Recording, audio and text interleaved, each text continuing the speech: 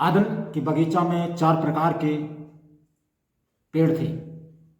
ये 4 प्रकार के पेड़ इस आदम बगीचा की एक शोभनीय पेड़ थे और परमेश्वर मानव जाति के लिए ये 4 प्रकार के पेड़ लगाए हैं।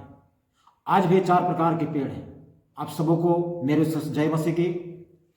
तो हम लोग देख रहे हैं कि आज के संदेश में कि आदम हवा को परमेश्वर ने सृष्टि किया और आदम हवा के लिए एक सुंदर वातावरण, एक सुंदर घर, एक सुंदर देश, एक सुंदर जो है माहौल के लायक जगह बनाया जिसका नाम है अदन के बगीचा। परमेश्वर मानव जाति के लिए, इंसान के लिए जो है एक ऐसा जगह बनाया जहां पर मनुष्य को एक सुंदर वातावरण मिल सके, हवा मिल सके, खाने पीने की वस्तु मिल सके, रहने की शैली मिल सके, बुराई से दूर रह सके, परमेश्वर की संगति में हो सके और परमेश्वर और मनुष्य की जो आपसी संबंध है वो बना रहे। मनुष्य को इस संसार में कोई भी बेकार चीजों की आवश्यकता ना पड़े। इस बातों को मद्देनजर रखते हुए परमेश्वर ने अदन के बगीचा लगाया और अदन के बगीचा में जो है 4 प्रकार का पेड़ थे। 4 प्रकार का पेड़ 4 प्रकार के फल देते हैं। हम लोग देखेंगे कि ये आदम के बगीचा में ये 4 प्रकार के पेड़, हम लोग उत्पत्ति का पुस्तक उसका 2 अध्याय, उस 2 का हम लोग पढ़ेंगे 9 को। तो यहां पर लिखा हुआ है, और यहोवा परमेश्वर ने भूमि से सब भांति के वृक्ष जो दिखने में मनोहर और जिनके फल खाने में अच्छे हैं उगाए, और वाटिका के बीच में जीवन के वृक्ष को और भले या बुरे के ज्ञान के वृक्ष को भी लगाया। तो हम लोग यहां पर पाते हैं 4 प्रकार का वृक्ष, पेड़, 4 प्रकार की इस अदन की बगीचा में जो पेड़ थे उन पेड़ों को 4 भागों में, ये 4 वर्गों में बांटा गया। और 4 भाग का जो पेड़ है, ये पेड़ जो है मानव जाति के लिए सबसे उपयुक्त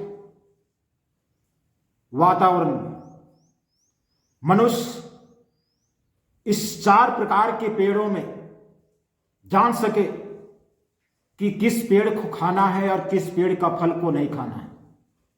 मतलब इस 4 प्रकार की पेड़ों में 4 वर्गों में जो वृक्ष हैं, उन वृक्षों में, पेड़ों में परमेश्वर की आज्ञा छिपा हुआ, परमेश्वर का महिमा छिपा हुआ, परमेश्वर का उपस्थिति छिपा हुआ है। हमें मालूम होनी चाहिए परमेश्वर ठंडे समय में अदन के बगीचा में आदम हवा से मिलने जाते थे। क्यों? क्योंकि ये जगह ही उस तरह से था। परमेश्वर ने ऐसा नियुक्त किया था जिसमें परमेश्वर की उपस्थिति हो और मानव जाति के लिए भी एक सुंदर स्थान हो। मतलब जहां परमेश्वर की इच्छा मर्जी हो, परमेश्वर का जैसा उपयुक्त स्थान हो, वहीं पर मनुष्य को भी उपयुक्त स्थान मिल सके। उस स्थान में मनुष्य को रहने के बाद में मनुष्य को कभी भी ये महसूस नहीं हुआ कि हमें ये चीज की आवश्यकता है जो इस बगीचा से बाहर जाने की आवश्यकता है। मतलब किसी भी वस्तु की आवश्यकता को पूर्ति करने के लिए इस अदन बगीचा से बाहर ही पूर्ति होगा, आवश्यकता पूरा होगा। ये मानव की आवश्यकता नहीं महसूस होता होगा। ये ऐसा है। आज हमारे यहाँ हम जो है जहाँ रहते हैं, क्या मैं वहाँ पर रह करके वहाँ की वहाँ पर जो है विद्यमान जो भी वहाँ पर मिलने वाला चीज जो है क्या हमको संतुष्ट देता है? नहीं देता है, हमको बाहर निकलना पड़ता है। अदन की बगीचा मिला था ना, जहां पर आदम और हवा रहते थे, जहां ना भूख और प्यास कुछ नहीं था, जहां पर परमेश्वर को उपस्थित था। आज भी वो अदन की बगीचा है, आज भी अदन की बगीचा है, वो अदन की बगीचा नहीं गया है। लेकिन उस अदन की बगीचा के समान जो परमेश्वर ने हमको बना के रखा है, उसमें क्या हम हैं? उस अदन की बगीचा में हम पाए जाते हैं कि नहीं पाए जाते? अदन की बगीचा में यदि हम पाए जाते हैं तो जब परमेश्वर ने हमको बनाता है, क्योंकि हम बिगड़े हुए थे संसार में, शैतान ने हमको बिगाड़ रखा। जब परमेश्वर ने बनाता है तो जितने लोग मसीह में आ जाते हैं, नई सृष्टि बन जाते हैं, नए तरह से जन्म ले लेते हैं। निकोदेमुस को यीशु मसीह कहता है, जब तक मनुष्य जल और आत्मा से ना जन्मे परमेश्वर का राज को देख नहीं सकता। मतलब मनुष्य को फिर से जन्म लेना है, फिर से नई सृष्टि माना। तब नई सृष्टि में हम चले जाते हैं तो देखो परमेश्वर कहां रखता है। प्रेरितों काम 2 अध्याय उसका हम लोग 41 से 42 तक पढ़ेंगे। अतः जिन्होंने उसका वचन ग्रहण किया उन्होंने बपतिस्मा ली और उसी दिन 3000 मनुष्य के लगभग उनमें मिल गए और वे प्रेरितों से शिक्षा पाने और संगति रखने और रोटी तोड़ने और प्रार्थना करने में लव लेने। यह है बगीचा, अदन की बगीचा। अदन की बगीचा आज भी मतलब है, नहीं है इससे बात नहीं। जिस अदन की बगीचा में परमेश्वर मिलने आता है ना, वो बगीचा ये है। क्या आप हैं इस अदन के बगीचा में? कि अपने आप में कह रहे हैं कि हम अपने जगह में ठीक ठाक हैं? क्या इस बगीचा में हैं? और उसके बाद में जो है हम लोग इसी प्रेरितों का 4 अध्याय उसका 4 का 32 से आगे पढ़ेंगे। लिखा, विश्वास करने वाले की मंडली एक चित्त और एक मन की थी। यह है अदन की बगीचा। हमारा तो एक चित्त होता है कि नहीं होता है आप जाने। एक मन की थी, यहां तक कि कोई भी अपनी संपत्ति अपने नहीं कहता था, परंतु सब कुछ साझे में था। यह अदन के बगीचा। आज तो मेरा संपत्ति, मेरा गिरजाघर, मेरा चर्च, मेरा जमीन, मेरा यहां तो देखिए अदन के बगीचा की क्या विशेषताएं हैं। कोई भी लोग जो हैं अपने नहीं कहते थे। उसके बाद में लिखा हुआ है कि प्रेरित बड़ी सामर्थ्य से प्रभु यीशु मसीह की झूठ ने गवाही देते रहे और उन सब पर बड़ा अनुग्रह था। और इस प्रकार से कहा था, उनमें से कोई भी दरिद्र ना था, क्योंकि जिनके पास भूमि या घर थे वे उनको बेच बेच करके बिक्री की वस्तुओं को दाम लाते और उसे प्रेरितों के पांव पर रखते थे और जैसे जिसकी आवश्यकता होती थी उसके अनुसार हर एक को बांट दिया करते थे। ये है अदन की बगीचा। क्या इस अदन की बगीचा में हम हैं? उसके बाद में 5 उसका 14 में कहता, विश्वास करने वाले बहुत से पुरुष स्त्रियां प्रभु की कलीसिया में बड़ी संख्या में मिलते रहे। देखिए अदन की बगीचा ये है जहां पर परमेश्वर ने हमको सृष्टि करके रखा है। अब परमेश्वर जो है उस अदन बगीचा में जो है 4 प्रकार का वृक्ष है। ये 4 प्रकार का वृक्ष में हम पाए जाते हैं जहां पर परमेश्वर को उपस्थिति रहता है और हमारा उपस्थिति रहता है। तो जो है पहला वृक्ष है जो उस बगीचा में पहला वृक्ष था जो देखने में मनोहर हो, देखने में मनोहर हो। बाइबल वचन बताता है कि भजन संहिता 133 का 1 में कि क्या ही भला और मनोहर बात देखो, या क्या ही भली और मनोहर बात है कि भाई लोग आपस में मिले रहे। ये है मनोहर जो वृक्ष है, मनोहर, देखने में मनोहर। ये है कि एक हमारे बीच, मंडली के सारे लोगों के बीच में, हम जो कलीसिया के लोग हैं, ये आपस में हमारी मेल प्रेमता होनी चाहिए। ये है मनोहर। उसके बाद में बाइबल वचन बताता है दूसरा फल वो है जिसके फल खाने में अच्छा। इफिसियों के पत्र उसका 5:9 में, क्योंकि ज्योति का फल सब प्रकार की भलाई और धार्मिकता और सत्य है। ज्योति का फल, दूसरा फल जो खाने में अच्छा हो। यहां पर लिखा हुआ है कि क्योंकि ज्योति का फल सब प्रकार की भलाई और धार्मिकता और सत्य है। यह है फल जो हमारा जीवन में धार्मिकता और ज्योति जो है सत्य, धार्मिकता और भलाई की फल लगनी चाहिए, तब ना हम जाने जाएंगे कि हम आदन के बगीचा में हैं। हम लोग अगर गलतियों का 5 उसका 22 को पढ़ेंगे तो लिखा हुआ है यहां पर आत्मा का फल प्रेम, आनंद, शांति, धीरज, कृपा, भलाई, विश्वास, नम्रता और संयम। ये फल है।